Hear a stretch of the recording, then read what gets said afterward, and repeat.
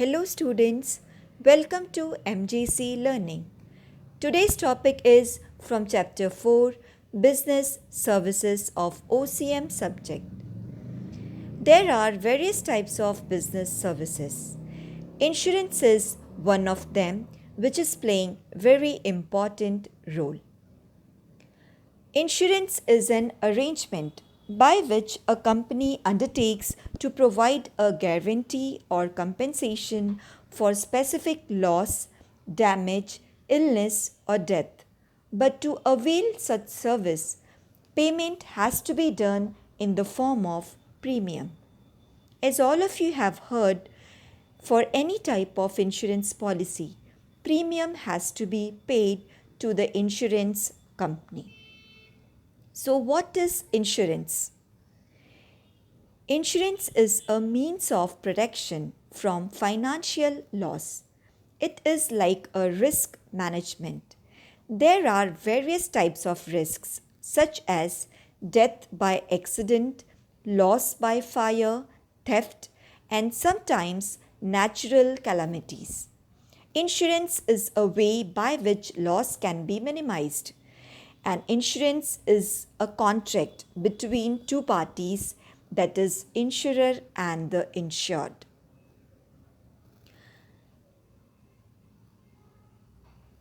To understand insurance, first we'll try to understand basic terms of insurance. What are the basic terminology of insurance? The first one is insured. Insured is a person to whom a compensation is to be paid. In case of loss, or in simple term, insured is the policy holder who buys policy from insurance company. Insurer.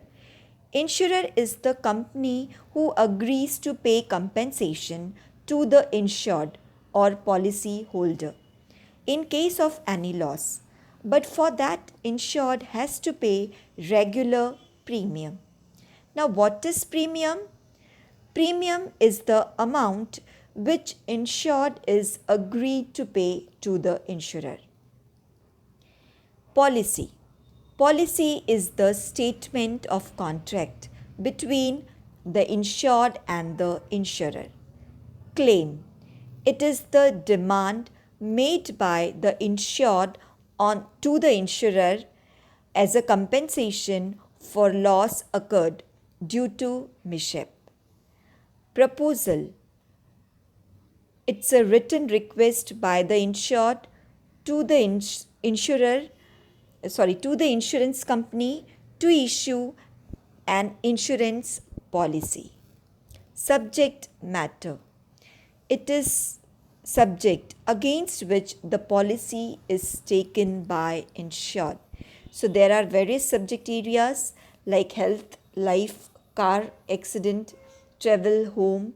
So these all are the subject matters for which insurance could be taken. I hope insurance terminology is clear to all. Now let's study basic principles of insurance. There are 7 principles of insurance: utmost good faith, insurable interest, principle of indemnity, principle of contribution, principle of subrogation, principle of loss minimization, and principle of causa proxima. Let's start with first one, principle of utmost good faith. In all types of contracts, both the parties, that is, insurer and insured, should follow utmost good faith towards each other. The insurer and the insured must disclose all material facts clearly, correctly, and completely. The insured must provide clear and correct information of the subject matter. Similarly, the insurer must provide information regarding terms and conditions of the contract. For example, a person who is having a heart problem has not provided information regarding his medical illness to the insurance company. After this person's death, insurance company comes to know about this fact. Now, in this case, insurance company can refuse to give compensation to the family member as the contract between Mr. A and insurance company is void. Second point is principle of insurable interest. The insured will insure those goods or property whom he is interested. It means to have insurable interest in the subject matter. If a person has a car but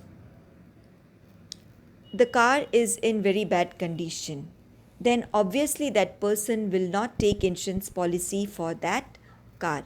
So insurance is taken only for those materials, property, or those things who is of interest. So one example is given.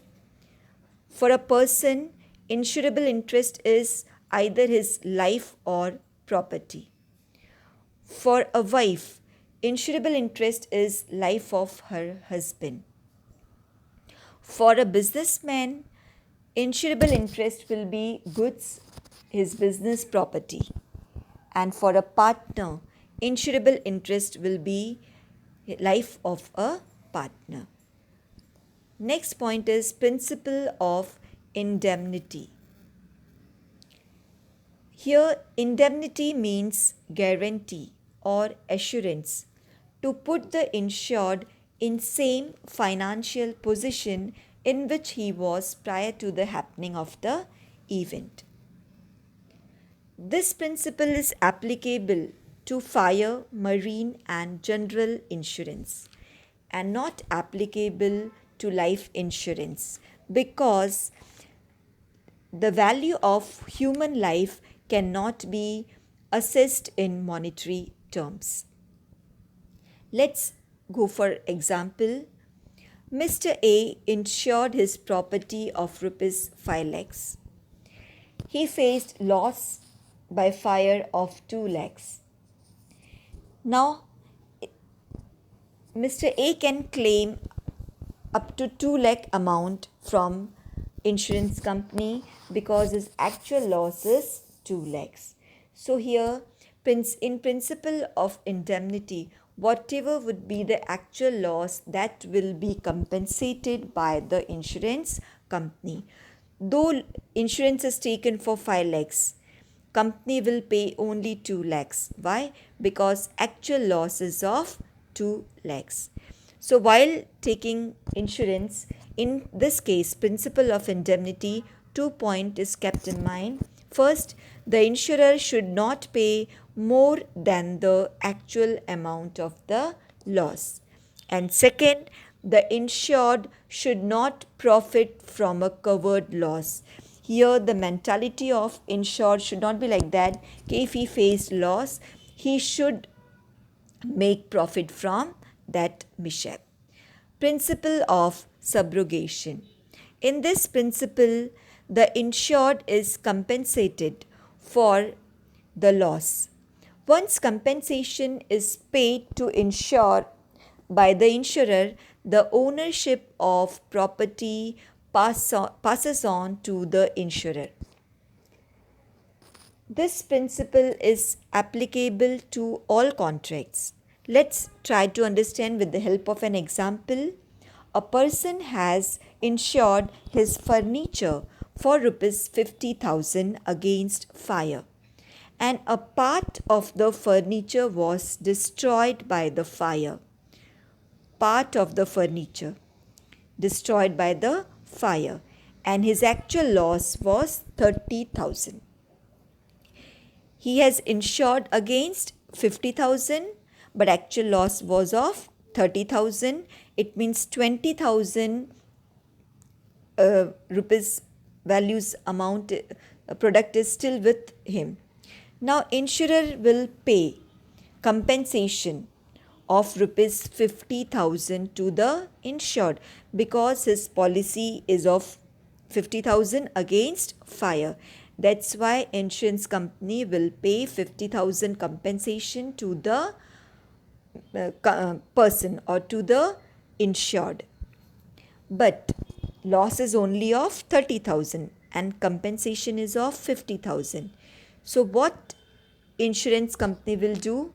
He will take charge of the remaining furniture. Whatever loss happen, the remaining product would be taken back by the insurer, by the insurance company. Principle of contribution. Again, this principle is applicable to all contracts of indemnity. Sometimes insured takes insurance policy from more than one insurer for the same property. Compensation can be claimed up to actual loss either by one insurer or all the insurer. Let's try to understand with the help of an example. Mr. A insures his property worth rupees 1 lakh. So with two insurers, AIG Limited for 90,000 and MetLife Limited for 60,000. So Mr. A has insured his property with two insurance company. One is AIG Limited and other one is MetLife Limited. A's actual property destroyed is worth rupees 60,000. What is his actual loss? Of rupees 60,000. Then Mr. A can claim the full loss of 60,000. Mr. A has two options. Okay, he can claim compensation in two ways.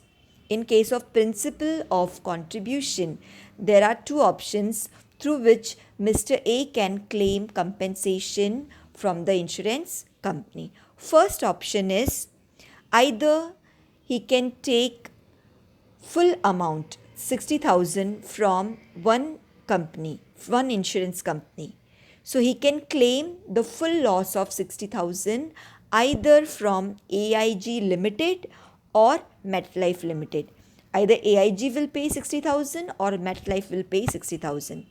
Or he can claim in part, or he can break the amount. Like he can claim 36,000 from AIG Limited and remaining 24,000 from MetLife Limited. So these two options are available in principle of contribution. Next is principle of mitigation of loss. In principle of mitigation of loss, insured must always try to minimize the loss of property by taking all possible measures.